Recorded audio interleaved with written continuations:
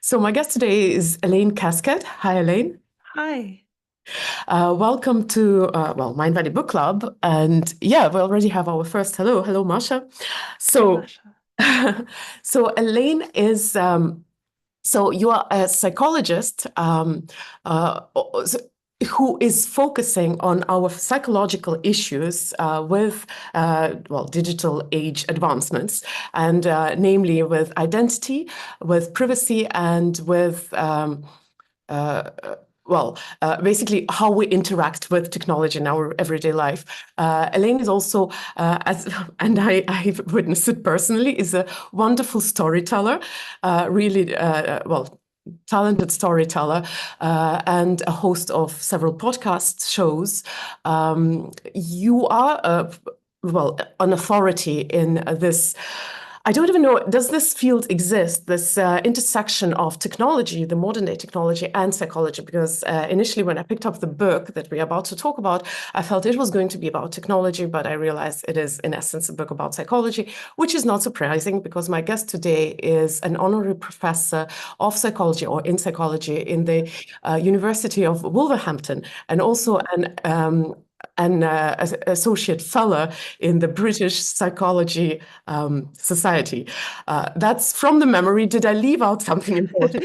No, not really. But I mean, yes, it is a field. The field is called cyber psychology, and it's a relatively new field. And I know the kind of prefix cyber is kind of outdated now. You don't see it in very many words, but it's kind of embedded now. The American Psychological Association has a cyber psychology section. The British Psychological Society has had a cyber psychology section, but only since 2018.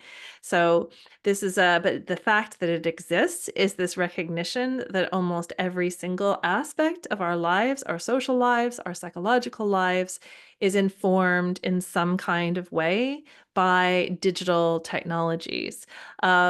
Even those people in areas of the world where they don't have good connectivity or on the other side of the digital divide, their lives too are affected by digital technologies, even if it is indirect. And so I firmly believe that all psychology is in some way cyber psychology now. There's almost nothing we can talk about without asking the question, oh, how do our use of technologies have an impact here?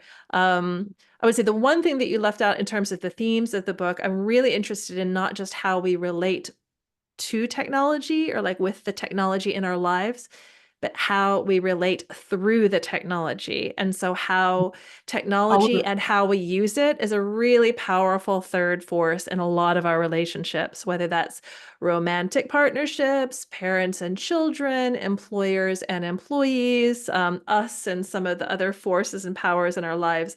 And so, it's a huge part of how we interact and live our lives. So in addition to being a psychologist and a practicing psychotherapist, I'm a cyber psychologist as well. that was the word that just skipped me in that moment. But it was the third aspect, which is not coming, but it's well, it Yeah. because it had to. So we are going to talk about your latest book, Reset, which is Uh-huh. not the first, by the way. I discovered it's your second book, right? Yeah, well, it's my second book. I write loads of different things, and I'd written some stuff before that was more aimed at psychologists. But then there's a whole, of course, other branch of publishing that's for the general public. So it's my second book for the general readership. Yes, yeah. So, and for those who haven't read it, I strongly recommend. In fact, I sent a message to our pro readers, Mindvalley Book Club pro readers, saying, guys, you have to read this book, especially if you have small children. I guess it's not just for small children, but as a Mm. parent, that was the part which shocked me the most. And I have the whole agenda for the rest of the week to clean up my with my children, but that's maybe it's going to come later. What Okay. I also noticed about the book, so if you guys are like me, a little bit of a psychology enthusiast, it is pretty much a book about psychology, when I was picking it up, I thought it was going to be about, well, contemporary technology, but I have to say that I was shocked that the things which I thought about, how is psychology influencing our identity, our privacy, our relationships, the first thing that came to my mind is only covered by one chapter in your book. When I started reading, what I realized is that the way technology influences us is so much more diverse and intricate and multi-layered, that on one side, I started seeing it much wider as I was reading the book. But on the other side, as I'm looking at your wonderful Appendix 3, I realized that you've also expanded the reach of psychology, the way we classically understood it, into the phases which 100 years ago were maybe irrelevant. So I don't want to be any more cryptic. No. Let me just take a break, and maybe you want to comment on what I just poured out. Well, yeah. Well, you mentioned Appendix 3, and so my starting point for the book, it started in a sort of surprising way. As you mentioned, I did a previous book, and that previous book was a much more narrow focus. I have a really weird specialism, which is what happens to your data or your online persona when you die, and that's actually so relevant now. You see more and more and more news stories about death bots, which are like chat bots that you can create to talk to your lost loved ones, or actors who are being reproduced to star in films after they die, or using people's data, digital remains, to impersonate them in various ways for various purposes. So it started to become really relevant now. When I wrote it in 2018, people weren't talking about it very much, but I had written that book, but in the course of writing that book, I really started thinking about the whole lifespan, because I thought, okay, this whole digital footprint that we accumulate, like, who's responsible for that digital footprint? And I started thinking about, to your point about parents and kids, how I had really powerfully influenced my daughter's online presence way before she ever had the power to do so herself. So I started thinking about the whole lifespan and technology across the whole lifespan, and what technologies were relevant at different points of that lifespan. So I was at my publishers, and I was there with my agent, and I had just thought of this idea, and I'd thought of a guy called Erik Erikson. And if you use phrases like identity crisis or midlife crisis or arrested development, it's Erik Erikson that you have to thank for that. He's one of the top 10 most influential psychological theorists of all time, because he mapped the whole human lifespan from birth to death in a way that isn't just psychological, but that is social. So it's like a psychosocial model of the human lifespan. And he said at every age, and he divided it up into 8 phases in life, you meet a particular crisis, like it's a tension between 2 opposing forces. So for infants, little tiny babies, it's trust versus mistrust. Or for young adults getting into adult relationships, it's intimacy versus isolation. So you hit these different tensions. And I said to my literary agent, I said, oh, I have this idea, and is it still the same, these life crises or these phases, now that we have technology stirred into the mix? And I kind of want to like do a new map of the human lifespan, but like a technological map of the human lifespan, psychological technological map. And then we had to do something else because my publisher came in, but we left her now on the street, and she was like, oh my God. And I was like, what is it? And she's like, that idea that you had. I was like, what idea? So that's kind of how the book started, with this just idea, where I then went through Erikson's phases, and I really asked that question, like, how much has changed? Because of course he was writing in the 1950s. Like, all the psychologists and all the theories we usually base our understanding of psychology on, the biggies that we still talk about, Freud and Jung and Erikson and the father of behaviorism, B.F. Skinner, and all these people, these were all pre-digital theories. And I just thought, okay, what happens when we introduce the technology in? So that's what's in Appendix 3 that you mentioned, this kind of like new map. Because I decided that Erikson still holds up really, really well, but then there's this different layer that comes in when it comes to psychology and technology. So through the whole book, I look at the different technologies. So I look at in infancy. Well, I decided that the lifespan is longer, that our online presence starts before we're born. So digital gestation, because parents post things like scans, like ultrasounds, sonograms, or talk about their children or talk about their hopes for their children or give their children names. They talk about them online even before they're born. And then our digital remains stick around after we die. And sometimes people use those digital remains to continue our personality or continue our work or to puppeteer us in some kind of way. So the digital world has extended the human lifespan. And I feel like that's something I was really interested in when I was writing the book. So that's a whole bunch of different little thoughts, kind of a clue about what's in the book. But I really wanted to get people thinking about how they're using and maybe unintentionally abusing things with their use of technology throughout the whole life. For people who haven't read it, I have to mention that despite sometimes feeling like helpless or maybe overwhelmed with the world, because it's new, especially for people of my age, and I am God, I have to refer to the map to figure out which generation. Which generation? Well, I'm 77. I believe we are about the same generation. So Yeah. I thought for a minute you meant you were 77 years old. I was like, no, you're not. no, You're born in 70. digital Yeah. immigrant. Yeah. But what I wanted to say is that I think one of the themes that goes through the whole book is that it's not you thinking about that is for the sake of you gaining control over what's Yes. happening to you and actually feeling in control if it's possible at all, but feeling that you have a choice, and that out of control feeling maybe comes because it all happened just too fast to us. But basically, there is hope. I don't want to talk about what to do yet. I want to ask you, Elaine, to actually go through these stages. It's more than 8 now. And maybe I know it's impossible to do it short, but Yeah. just pinpoint the biggest problems and what kind of technology we encounter, like in gestation, what kind of technology is Sure. affecting us? Yeah. Absolutely. Okay, I'll do it as quickly as I can. My whistle stop tour. In fact, I might reach behind me and get a copy of the this is the hardback copy of the book, just so I have it in front of me. It'll Can you help show me. us as well so that we do Oh, a I little? will, but I would show it. But what I wish I had, I got rid of all of my paperbacks at a conference that I just went to.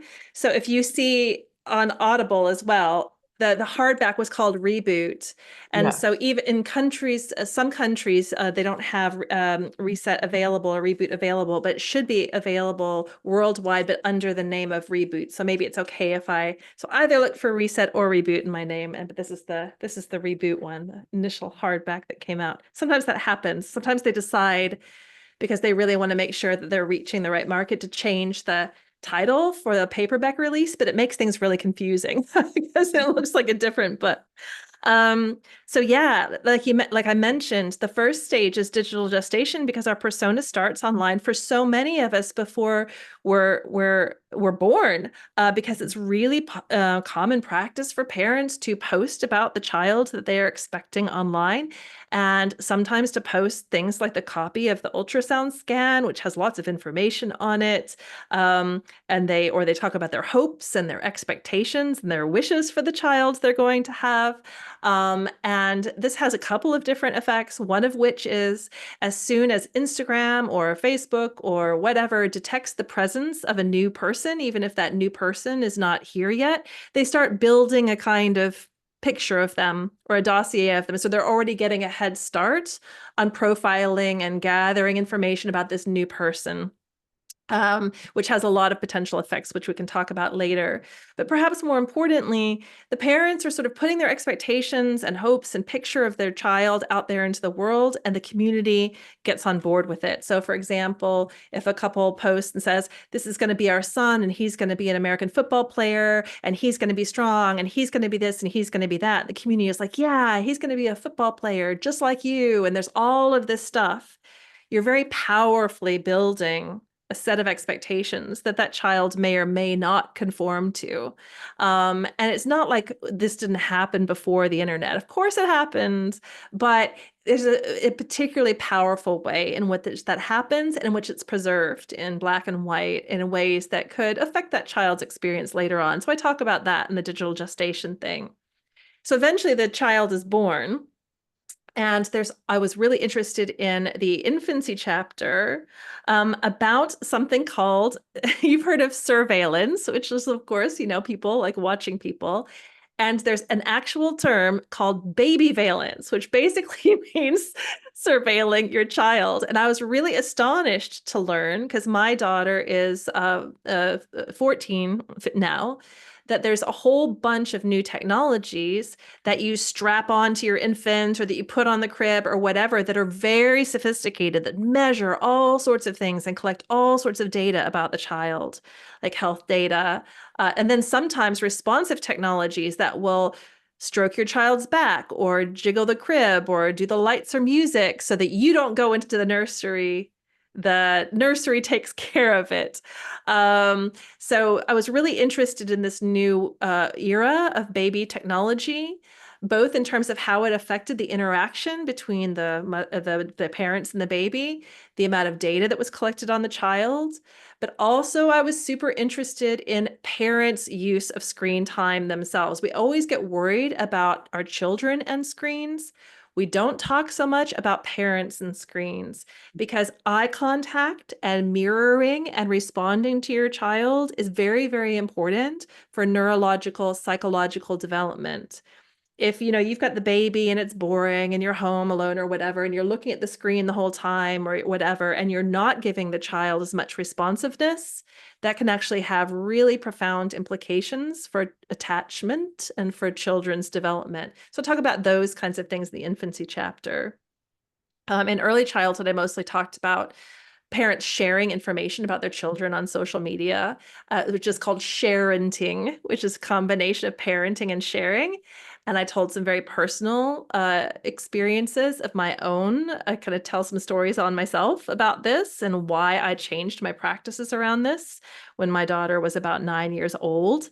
That chapter is almost entirely about sharenting and how it can make children feel powerless or reduce their sense of agency or make them feel like they are unable to determine their own boundaries, which is not the lesson we should be teaching children in the digital age, that they don't have the right to determine their own informational boundaries. We should not, as parents, be taking that power away from them. Um, in later childhood, I talked about actually more surveillance, like tracking your loved ones, including your children, on their phones, like with location tracking in the name of safety or in the name of caring, which is like caring data valence. Like, I'm only doing this to keep you safe, honey. And I'm only doing this so you can be independent as long as I'm watching you, and all this stuff. And how also schools do a lot of tracking and monitoring as well, using educational technologies or safety surveillance technologies at school. And I talk about how this combined caring surveillance from the parents and then the surveillance from schools, both how that feels to be the subject of all of that watching, but also what some of the implications might be longer term of data being logged in schools about children's behavior or their performance or their, kind of various kinds of things, how that could actually affect their prospects and their future later on if that information leaves the school gates. Mhm. I just wanted to stop halfway there, since I've been talking for a while, to see whether you had any thoughts about that first kind of, like, because that's the childhood chapters, really. Yeah, I was wondering because you do mention every once in a while the threat of having this cyber persona or all this data trail about Yeah. future generations. And on the other hand, you're talking about psychology, how the technology actually influences our relationship with our most beloved Mhm. people. I understand that in the book you try to give the overall picture, but in your personal experience well, as an expert, which aspects do you think are more dangerous for us? The fact that we are leaving such a trail and these threats are a little bit uncertain yet. Nobody knows what this trail is going Mhm. to entail. Or are the threats more immediate that we are actually losing this bond with our children? Oh, well, I mean, I find it hard to separate them out. I don't know about, I think it's all interrelated. I mean, obviously there's the kind of bad actors out there in terms of, I don't know, the capitalists who just want our data in order to exploit us, or the hackers who, who want to get our information in order to impersonate us or steal our identity, or all those kind of the behavioral futures markets. There's something called the behavioral futures markets that really wants children's data, and they want children's data because they want to be able to make predictions about that person's future consumption habits or their purchasing habits or their the likelihood of them defaulting on a loan or the likelihood of them getting a particular kind of disease. So the health insurance company should cancel their policy at a particular point or whatever it is. Like, so those are external factors where our data gets away from us and then gets used by shadowy, people out there. But I was also just really interested in the experience of power or lack of power or autonomy and independence versus dependence and anxiety that's derived from the messages kids get about how parents and the world like watches them and surveils them. And for example, monitoring a child's communications with their friends on their phone, for example, or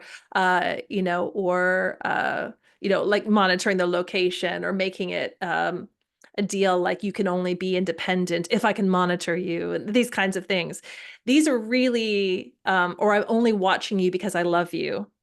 Um, uh, these are really pressing things for me because, well, in the infancy chapter where I talk about the eye contact thing, like I said, that can really affect a child's experience of attachment, which is how secure they feel with their caregiver, and it has something to do with their social development. I sometimes wonder if we're going to have a whole generation of more insecurely attached kids who didn't necessarily have enough of that mirroring and eye contact with parents who were distracted by their technology more than any previous generation has been. But one of the things, and you might remember this from the book, that I was really worried about was in the adult chapter, the young adulthood chapter, where I talk about like cyber stalking or intimate partner surveillance and things like that. There was a really distressing research study, a survey that found that the younger you are and the more that you've grown up with these kinds of technologies that allow those close to you to keep tabs on you, the more likely you were to say that cyber stalking was just a normal part of dating culture, that you have to expect that people are going to cyber stalk you, and as long as they're not hurting you, it doesn't matter. And I can't help but think, so the younger you are, the more likely you are to accept that. And does that have something to do with the fact that while you were growing up, your family was communicating to you that I'm That's only that's watching tough. you with this technology because I love you? I have a very maybe shocking analogy for that, but I know that in Russian saying they have a saying about men: if he beats you, that means he loves you. So Mm-hmm. I guess this idea that if you normalize this kind of mistrustful behavior, then you grow up Mm-hmm. thinking that this is the sign of love and care. Mm-hmm. Yeah.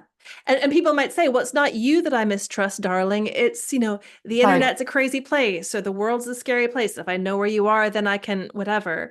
But I mean, the effects on even the effects on like freedom of expression, like if you're a kid or if you're a teenager or whatever, and you just, you're just talking with your friends and you say all sorts of stuff. And if you know that you're being watched, it's going to so that it's either going to, you might get parental disapproval or even punishment, or your parents might come over all authoritarian on you if they find stuff that you don't like, or you're suppressing your freedom to express yourself because you're afraid of that, of losing your parents' approval, or the young people in particular, they're concerned about attending events where there's closed circuits or CCTV or facial recognition technology because it has a chilling effect on your feeling of freedom to assemble and to express yourself. And even if you live in a supposedly democratic society, these kinds of things have an effect on your comfort level, and so it's Mhm. really, so there's a human rights angle here as well that we could, that we don't want to necessarily, it's a bit of a tangent, I suppose, but I mean, these things are things that are we're young people are really aware of, partly because they've been subjected to it their whole lives, the younger generation, Generation Alpha.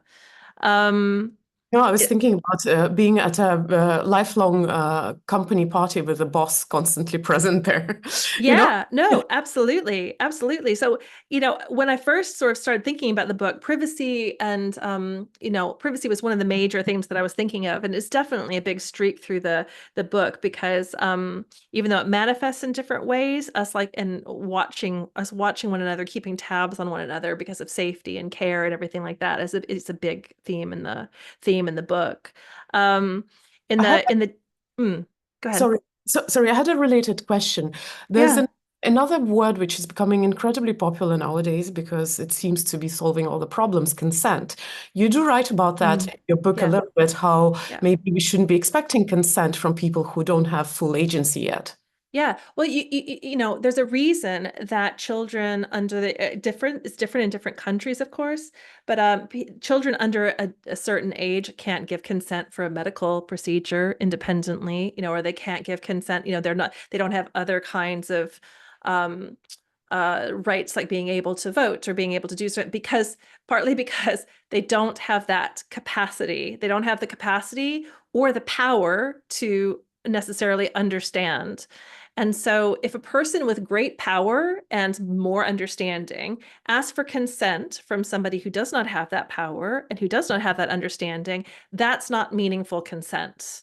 Mhm. And most of the time, the parents themselves, if they understood the full implications of sharenting, for example, and posting a bunch of information online, they might not want to do it either. And in fact, I think that parents are starting to have more understanding of this because, especially as deep fake technologies and tools for identity impersonation are becoming easier and more accessible to use, we're more aware that our children could be disadvantaged or exploited in ways that we didn't realize. We just thought we were sharing our lives, but then you can have so little audio or so few photographs to produce an impersonation of that person, that it's really, I think that, it certainly affected my willingness to share my own information. And especially, I haven't shared any information about my child online since 2009, when I made a very radical decision to completely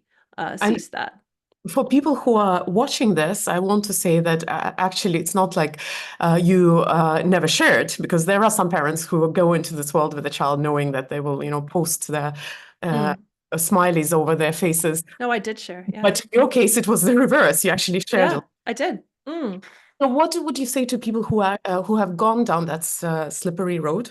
Uh, Hmm.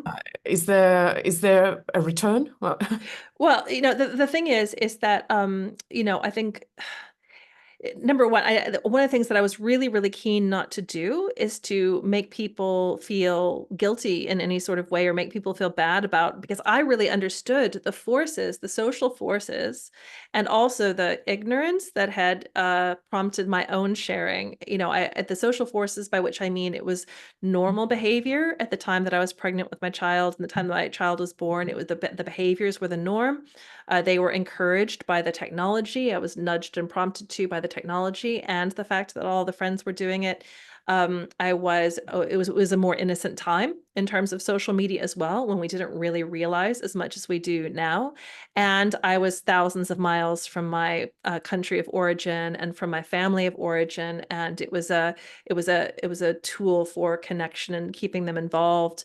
And I understood all of those. I give myself compassion for having done it in that way. And I think it's only fairly recently that we're coming to a more um, informed understanding, or a more complete understanding of why it might be better to find your ways of connection and sharing in other ways. That I feel like, especially now that artificial intelligence, deepfake technologies, etc., are so prevalent and so unregulated, I'm of the opinion that now the risks and the not knowing what could happen to that information outweigh the benefits. And I feel like children are already such a disempowered and heavily surveilled segment of society anyway. I don't want to do any more as a parent to exacerbate that Mm, because some of the unintended consequences of sharing that information might be yet to mature, just like our mhm, children are yet to mature. But I was also really, really conscious of how in my relationship with my own child, I was enacting kind of power dynamics or teaching lessons about power that I don't want to teach her. So by erasing everything and never posting anything about her again and letting her know that that's what I was doing, I wanted to be very clear to her that I was kind of giving the power back to her and that that was her right to decide her own informational boundaries online. And that I was definitely, when I was posting it, using it for social connection, but I was also using it for social capital because I was getting reinforced and praised for it. But that was my social capital, not mm. her social capital. So now that your daughter is 14, Mm. does she have an online presence? She messages with her friends, but she doesn't have social media like, like Instagram or other kind of platforms like that. She uses devices, and I say obviously because she's on this side of the digital divide, and it's almost inescapable that she would. But that generation is far more conscious and deliberate about things, whether it's privacy or whether, or safety or whatever, than the generations up are, I think. Mm. And a lot of what she does is really just only really a very slightly different version of what I did in terms of talking on the phone or keeping in contact with my friends. It's just using extremely different tools. Mhm. But I'm extremely glad that I stopped utilizing her information the way I was utilizing it before she became a teenager. And in the adolescence chapter, I talk about some of the misconceptions that we have, or the kind of misplaced degree of fear that we might have about, for example, the impact of screen time on I teenagers. actually really love the research that you quoted there. I'm Yeah, surprised. because there's a lot of headlines, folks. There's a lot of headlines, and you know what they say about journalism, or this is what they said when I was in journalism school anyway, is there's this saying called "if it bleeds, it leads," which means if it's dramatic and if it's scary, then that's the big headline, and I think that already journalists and regular folks have not a very good understanding of like research or statistics, or most people aren't going to go back and read the original academic study. And even if you do read the original academic study, maybe those researchers are making bigger claims for that study than they should actually be making because they Mhm. want their research to make a splash or whatever. So I think, or it might be designed in a biased way by researchers who are looking for a bigger result. Most of the research that we have about the effect of screen time, for example, on teenagers or on anybody, is based on not very many people, so a small number of people, and often based on self-report, like questions that you're asking of the, in terms of what do you think, do you think Instagram is making you whatever? Um, and these are results, these kinds of studies, we can't set very much store by these studies for a number of reasons. There's a lot of problems with them.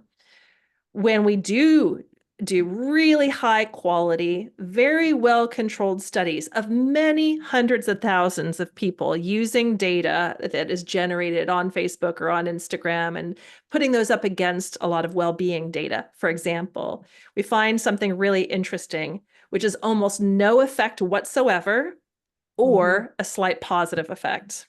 Mhm. Um, and but that's not a popular view because people have this feeling, they have emotional reasoning, think, oh, but it must be bad and it Mhm. must be horrible. And look what Instagram did to this poor girl, or look at what Instagram did to this poor boy, and they and that's very emotional and that's very compelling when you read a really tragic story. These Mhm. are and then we say, oh, but look, there's all this mental health difficulty, or there's so much, mental health, many mental health issues that kids are experiencing worldwide. Yes, that may be the case, and there are a lot of reasons for that. And it's easy for us to sort of think, oh, well, here it is. It must be this, and this is causing that. So in a way, the teenager chapter, the adolescence chapter, is trying to help people understand why they should take that research with a grain of salt, because it's not, there's, in terms of the evidence, there's very, very little evidence that we have a lot of reasons to be concerned. And that sounds really like a really strange thing for a psychologist to say. Do you know what I mean? But I think it's really, really important though, because very often it's like a scapegoat, oh, it's yeah. let's cut the screen time without looking into why, because you start that chapter with actually examples from the 18th century that these things Yeah. happened before. Yeah. So I There are think moral panics that was about a novel. Everybody was sort of worried that if you read this novel, people were going to commit suicide because they read this novel. The Sorrows of Young I Werther. actually think it's really wonderful. And for me now, one of the things that I'm taking out of your book is comparison. When you were talking about this research, how screen time actually barely affects your well-being. And then you said something along the lines that eating potatoes has about the same effect. Yeah. Oh, yes. That was an amazing study. That was from 2019, where they took something like 350,000 data from 350,000 teens on screen time. And they looked at all of these things about well-being. Are the parents divorced? Are they bullied? Are they wearing glasses? Do they eat fruits and vegetables? How much sleep? All these things from this well-being, data thing set. And yeah, they showed that the amount that the effect on teen well-being of screen time was about the same as the variance of the effect of eating potatoes on teen well-being. And nobody's getting all upset and sort of saying down with potatoes and no more potatoes. Well, maybe they are, but like not to the same extent that they are screen time. So the people to go to for this is the good people at the Oxford Internet Institute, who design many of these big studies. They are very powerful. They have access to lots of data direct from the social media companies and lots of good data to use. They're very good at designing these studies. And Oxford Internet Institute research is where you want to go to and sort of check headlines against, because just for a reality check about how scared or how worried do I actually need to be about something. Because there may not be any evidence that these things have a bad effect on teenagers overall, but there is a lot of evidence that authoritarian parenting style, where we become overly controlling and like taking stuff away, does have a bad effect on teenagers. And that's where we tend to go when we're scared as parents. We tend to go into more authoritarian, like, take the screens and, monitor them and, take away their power, control, or their agency. We do that when we're scared because we care. But that has been proven to have a bad effect. Screen time hasn't. So yeah, so that's a controversial maybe, but true kind of point that I try to make. But you mentioned the young adulthood thing about the kind of cyber stalking and the kind of intimate partner surveillance, and how sometimes we kind of, if we have different attachment styles, we might use technology in different ways to either assuage our insecurities, or to avoid intimacy, but how we miss out on relationship building opportunities or emotional intimacy building opportunities sometimes in the ways that we use our technology. So I talk a lot about that. The middle adulthood chapter is more about work and our relationship with our employers and technology, and things around remote working, but also around employers, and how our productivity is measured, or how our work is valued, in an era where technology can make sure that we're at our screens, or how many keystrokes we're tapping, or are we moving our mouse, or are we present, and all that stuff. And then there's just a couple more chapters. I talk a little bit about memory technology, and genetic genealogy in older adulthood. But then I get to do my favorite thing, my digital afterlives thing, for the last chapter. So you kind of have an update on my previous book. So that's the whole shebang. It's a very overall view, of course. I mean, especially the last chapters that we took right now. But you know what? We won't have time to cover everything, obviously. It's Yeah. such an exciting conversation. I do have two tech-related questions I would like to ask before we finish. Uh, Yeah. for those who are listening, I Mm. want to suggest that, get the book and read it because it's exciting. And we only barely got to adolescents and young adults, just Yeah. barely. So go deeper. The questions that I want to ask, I want to come back to kids a little bit, not quite kids. So which platforms do you, if we are talking about that, which platforms do you think are safe in terms of our digital trail? Maybe it's not a very fair question, but you have been researching this field. So Yeah. because you do mention at the end of the book that it's wonderful that technology does help us to keep in touch, and we should be able Of to course. appreciate that as well. But for example, I don't have TikTok in my phone just because I read an article somewhere that it has way too much surveillance Mhm. built into Yeah. that app. So which apps are actually safe to use? Well, I mean, it depends on what you mean by safe, safe for what and safe, and safe in what way. Because I think it's almost it's almost impossible to because our data can have so many different uses. So here, TikTok, for example, or any platform like that, hoovers up loads and loads and loads of data. Fine. Well, not fine, but they do. And then it's like it can go to a gazillion different third parties beyond that. Or somebody can go to your TikTok or go to YouTube or go to wherever, and they can mine your data for their own purposes, for identity impersonation purposes, or whatever it is. It doesn't have to be like a third party in terms of a company or something like that. It can just be one individual. So it's like there is no real, just like driving is never safe because you could always get in an accident, or flying is never safe. It's like it's not like there is any sort of absolute safety, because something bad could always happen, just as something good could always happen as a result of being out in the world. Being out in the world is not safe. Being out in the digital world is not absolutely safe. That's just not possible. I guess there are things though that there are I think that most people are driven by other things other than privacy considerations or medium to longer term considerations when they decide to download a particular app. They're usually seeking some kind of instant gratification or entertainment, or everybody else is doing something that they want to be involved in as well. And we make these decisions very quickly, and terms and conditions are not designed for us to be able to absorb them or understand them easily. And so I guess it's such a hard question to answer. I think that whenever I'm going to download any kind of app or use any kind of platform, I usually try to slow myself down to see if there's a less risky alternative to get whatever emotional or social or psychological or practical needs met. Because sometimes, like for example, the sharing about my daughter that I was doing it because it was convenient and it was easy and it was efficient because I could update lots of members of my family on how my daughter was doing in a kind of vivid way, and it didn't take any time to do. And because Facebook just seemed so available to me, I didn't really slow down and say, well, hold on a second.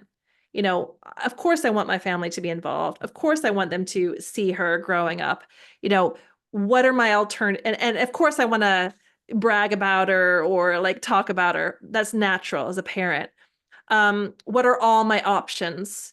And what are the ones that scratch all of those completely understandable social and psychological itches, but don't carry as much exposure risk or as many eyes on it or as much potential for things to go wrong. Mhm. The digital environment is not made for us to slow down and consider these things. And a lot of people are just kind of not knowing what there is to be worried about. They don't understand what all the different layers of danger are in the way that, or not danger, but consequence, well, including danger, are. Um, so I think that now more than ever, given what people can do with information about you that is out there and that is still a very unregulated space, I think it's a moment for all of us to just be really cautious and questioning and reflective before we use any new before we invite yet another platform or yet another app or yet another whatever into our lives. We just kind of need to slow down and think, what is the sensitive and personally identifiable nature of this information that I will be sharing with this app? And is it really worth it to kind of expose myself in yet another way in an already overexposed situation? And I think that we need to be particularly mindful of that when it involves the data of children. I think it's crazy to me that given the sensitivity of the information that educational technologies can gather, schools have to ask you, here's a permission slip for your child to go on the field trip. We need your permission. We need your permission for religious education. We need your permission for sex education. We need your permission to use your child's photograph in the brochure for the school. But they can just institute Google Classrooms or Class Dojo or whatever new, or like some AI-driven kind of form of educational technology. And I never got a permission slip when my daughter was at primary school for any of that. Nobody ever asked me, is it okay to use this educational technology and collect all this information about your child in the school? So yeah, so sometimes it's happening and we don't even have a chance to have a voice about it. But at home we have more agency. At home we have more agency if we use it. I would love to continue with this conversation because it's so exciting. Unfortunately, our time is coming to an end. So I'll do, I do have two questions. Yeah. So first I'll ask the question and then I'll ask the finishing question. So one of them would be, is there any reliable research into, what happens to our digital trace on online, to all that data out there?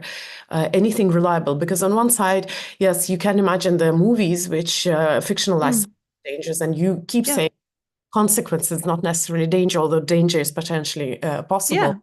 Yeah. But where do we go to educate ourselves on that?